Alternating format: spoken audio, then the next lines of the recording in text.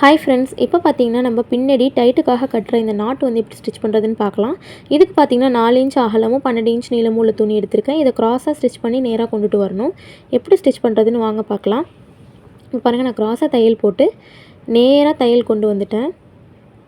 So இதே மாதிரி தையல் போட்டு எட்ஜஸில் பார்த்தீங்கன்னா ஒரு டபுள் ஸ்டிச்சஸ் போட்டுக்கோங்க. அப்புறம் எக்ஸஸாக உள்ள கிளாத்லாம் நம்ம கட் பண்ணி எடுத்துக்கலாம். அப்போ தான் நம்மளுக்கு திருப்பும்பொழுது நீட் ஃபினிஷிங்கில் கிடைக்கும். சைடில் உள்ளதையும் கட் பண்ணியாச்சு. மேலே அந்த க்ராஸாக போட்டதுக்குள்ளே மேலே உள்ள எக்ஸஸ் கிளாத்தையும் கட் பண்ணியாச்சு. இப்போ பார்த்திங்கன்னா அந்த க்ராஸாக போட்டிருக்கோம் இல்லையா, அந்த இடத்துல வந்து நம்ம சிசரை வச்சுக்கணும். சிசரை வச்சுட்டு நம்ம புற பக்கத்துலேருந்து, அதாவது கெட்ட பக்கத்துலேருந்து நல்ல பக்கத்துக்கு கொண்டு வர போகிறோம். ஸோ இதே மாதிரி மெத்தடில் கொண்டு வந்து பாருங்கள். ரொம்ப ரொம்ப ஈஸியாக இருக்கும். நிறைய பேர் ஸ்க்ரூ ட்ரைவர் வச்சு பண்ணுவாங்க. நான் அது மாதிரி சிசரை வச்சே பண்ணிவிடுவேன். ரொம்ப ஈஸியாக இருக்கும்.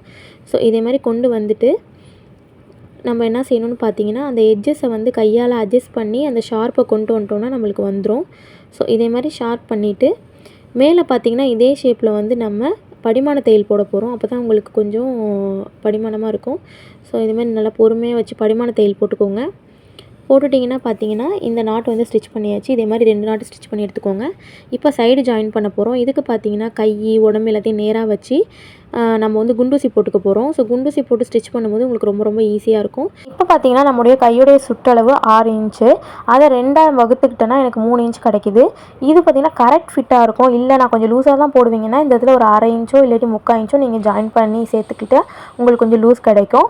இப்போ பார்த்திங்கன்னா நம்ம 2 இன்ச் தையலுக்காக விட்டுருக்கோம் இல்லையா, ஸோ அதை மார்க் பண்ணி நான் அந்த 3 இன்ச்சோட நான் ஜாயின் பண்ணிக்கிறேன். ஸ்ட்ரைட்டான ஒரு கோடாக போட்டுக்கிறேன். அப்புறம் பார்த்திங்கன்னா 2 அர்க்காத்தையும் பார்த்திங்கன்னா கரெக்டாக நம்ம குண்டூசி போட்டுக்கணும். இல்லாட்டி மாறிடும், மேலேயும் கீழேயுமா போயிடும். இல்லைனா வந்து பார்த்திங்கன்னா நவுந்து போயிடும். ஸோ 2 அர்க்காத்தையும் ஒன்றா வச்சு ஒரு குண்டூசி போட்டுக்கோங்க.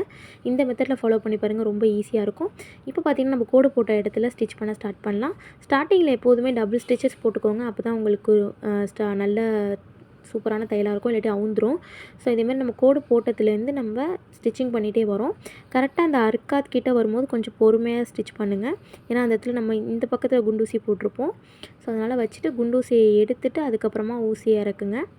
இறக்கிட்டு பார்த்திங்கன்னா நம்ம இடுப்பு அகலத்துக்கும் பார்த்திங்கன்னா நம்ம தையலுக்கு 2 இன்ச்சு விட்டுருக்கோம். ஸோ அந்த 2 இன்ச்சை தான் நம்ம இடுப்பு அகலத்துலேயே மார்க் பண்ணுவோம். நீங்கள் ஸ்டிச் பண்ணும்போது இந்த பக்கமும் 2 இன்ச் மார்க் பண்ணிக்கணும். அந்த கையிலேருந்து ஸ்டிச் பண்ணும்போது அந்த பக்கம் 2 இன்ச் மார்க் பண்ணிக்கணும். ஸோ அப்படி மார்க் பண்ணிங்கன்னா உங்களுக்கு இடுப்பு அகலம் எடுக்கணும்னு அவசியமே இல்லை. கரெக்டான இடுப்பு அகலம் உங்களுக்கு கிடச்சிரும். அதுக்கு முன்னாடி பார்த்திங்கன்னா 2 நல்ல பக்கத்துக்கும் உள்ற பார்த்திங்கன்னா இந்த நாட்டை வந்து நம்ம உள்ற வச்சு ஸ்டிச் பண்ணிடணும். ஸ்டிச் பண்ணிட்டோம்னா உங்களுக்கு வந்து நீட் ஃபினிஷிங்கில் கிடைக்கும். இப்போ பார்த்திங்கன்னா மேலேருந்து தையல் போட்டுட்டு வந்து இடுப்பு ஜாயின் கிட்ட நான் ஊசியை வச்சு நிறுத்திக்கிறேன். நிறுத்தி ஊசியை இறக்கிடுங்க. அப்போ தான் துணி நவராமல் இருக்கும். இப்போ பார்த்திங்கன்னா 4 கிளாத் இருக்குல்ல, அதை சரியாக சவிசமாக வச்சுட்டு அந்த இடுப்பு ஜாயின்லேருந்து நான் வந்து பார்த்திங்கன்னா ஒரு 4.5 இன்ச் மார்க் பண்ணுறேன். மார்க் பண்ணி நம்ம அது வரைக்குமே 4 கிளாத்தையும் சேர்த்து தான் ஸ்டிச் பண்ண போகிறோம். நான் இங்கே காமிச்சிருக்கேன் பாருங்கள். 4.5 இன்ச் வரைக்கும் பார்த்திங்கன்னா 4 கிளாத்தையும் ஒன்றா சேர்த்து தான் ஸ்டிச் பண்ணுவோம். அதுக்கப்புறத்துலேருந்து தான் செப்பரேட்டாக நம்ம ஜாயின் பண்ணுவோம். ஸோ இப்போ பார்த்திங்கன்னா நான் அந்த 4.5 இன்ச் வரைக்கும் தான் தையல் போட்டிருக்கேன். போட்டுட்டு பார்த்திங்கன்னா நம்ம மொத்தம் 3 ஸ்டிச்சஸ் போடுவோம். அதாவது பார்த்திங்கன்னா பிள்ளைங்க வந்து கொஞ்சம் குண்டாயிட்டாலோ பிரித்து விடுறதுக்காக நம்ம எப்போதும் 3 ஸ்டிச்சஸ் போடுவோம். அது 1/4 இன்ச்சுக்கு பக்கத்துலேயும் இருக்கலாம், 1/2 இன்ச்லேயும் இருக்கலாம். ஸோ நான் இப்போ பார்த்திங்கன்னா 1/2 இன்ச் மாதிரி போட்டிருக்கேன். ஒரு தையலும் 1/2 இன்ச்சுக்கு கேப் இருக்கிற மாதிரி போட்டிருக்கேன். ஸோ சேம் பார்த்திங்கன்னா இடுப்புக்கிட்ட அந்த ஜாயின் கிட்ட நிறுத்திட்டு சைடாக வரணும் தையல். சைடாக வந்து அந்த 4.5 இன்ச் கிட்ட வந்து முடியணும். 4.5 இன்ச் வந்து முடியும் பொழுது எல்லா தையலும் சேர்ந்துருக்கணும். அதுக்கு முன்னாடிலாம் பார்த்திங்கன்னா கேப் இருக்கணும். ஓகேவா? ஸோ இதே மாதிரி பார்த்திங்கன்னா மொத்தம் 3 ஸ்டிச்சஸ் போடுவோம். கையிலேருந்து நான் உங்களுக்கு அந்த அம்புக்குறி போட்டு காமிச்சிருக்கேன். இந்த சைடு தையல் பார்த்திங்கன்னா லேசாக சாஞ்சிருக்குது. அதேமாதிரி தான் போட்டுக்கணும். இப்போ பார்த்திங்கன்னா 3ஆவது தையல் போட போகிறோம். ஸோ அதுவும் பார்த்திங்கன்னா 1/2 இன்ச் தூரத்தில் தான் போட போகிறோம். கரெக்டாக கிளாத்தை கரெக்டாக வச்சுட்டு ஸ்டிச் பண்ண ஸ்டார்ட் பண்ணுங்கள். ரொம்ப ஈஸியான மெத்தடில் தான் சொல்லி கொடுத்துருக்கேன்.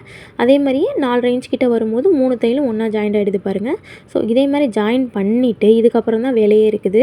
2 லைனிங்கையுமே 2 பக்கமும் தூக்கி விட்டுறணும். அதாவது 2 பக்கம் லைனிங்கையுமே ஒரு லைனிங்கை மேல் பக்கம் தூக்கி விட்டுறணும், 2ஆவது லைனிங்கை கீழ் பக்கம் தூக்கி விட்டுட்டு இப்போ மெயின் கிளாத்தை வந்து நம்ம ஸ்டிச் பண்ண போகிறோம். ஃபஸ்ட்டு மெயின் கிளாத்தை தான் ஸ்டிச் பண்ண போகிறோம். அந்த அம்புக்குறி போட்ட இடத்துலேருந்து நான் பார்த்திங்கன்னா ஸ்டிச் பண்ண போகிறேன். அந்த லைனிங் ஸ்டிச் பண்ணி முடிச்சிருக்கோம் 4.5 இன்ச், அதுலேருந்து பார்த்திங்கன்னா நம்மளுக்கு அழகாக காமிக்கும் அந்த பின்னாடி பக்கம். அதுலேருந்து பார்த்திங்கன்னா நான் ஸ்டிச் பண்ணுறேன் மெயின் கிளாத்தை. ரொம்ப பொறுமையாக ஸ்டிச் பண்ணுங்கள். இப்போ நம்ம சைடில் மடித்து தைச்சிருக்கிறதுனால நம்மளுக்கு பிசுறு எதுவுமே வராமல் நல்ல நீட்டான ஃபினிஷிங்கில் இருக்கும். ஸோ இதே மாதிரி ட்ரை பண்ணி பாருங்கள். இப்போ வந்து பார்த்திங்கன்னா நான் ஸ்டிச் பண்ணி முடிச்சுட்டேன். மெயின் கிளாத்தை ஸ்டிச் பண்ணிட்டேன். நெக்ஸ்ட்டு வந்து லைனிங்கை வந்து எப்படி ஸ்டிச் பண்ணுறதுன்னு பார்க்கலாம். அதுக்கு பார்த்திங்கன்னா நான் ஃபஸ்ட்டு கையிலேருந்து நான் மடித்து தைச்சிட்டு வருவேன். இதுக்காக தான் நான் 2 இன்ச்சு விடுறது. ஏன்னா வந்து உங்களுக்கு துணியும் மிச்சமாக இருக்கும், நம்மளுக்கு ஓவர்லாக் பண்ணுற வேலையே இருக்காது. ஸோ நீங்கள் இதே மாதிரி ஸ்டிச் பண்ணி பாருங்கள். எவ்வளோது குண்டானாலும் நீங்கள் துணியை பிரித்து விட்டுக்கலாம்.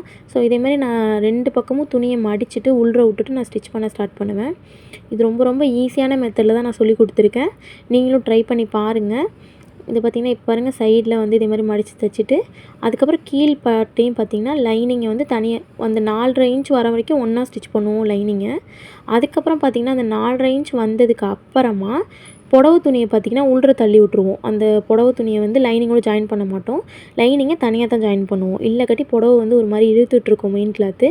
ஸோ அதனால் தனியாக அந்த உள்ற தள்ளிட்டு நம்ம லைன் கிளாத்தை மட்டும் தனியாக ஜாயின் பண்ணுவோம் லாஸ்ட்டாக. ஸோ இதுதான் மெத்தடு. நீங்களும் பார்த்து லேர்ன் பண்ணிக்கோங்க.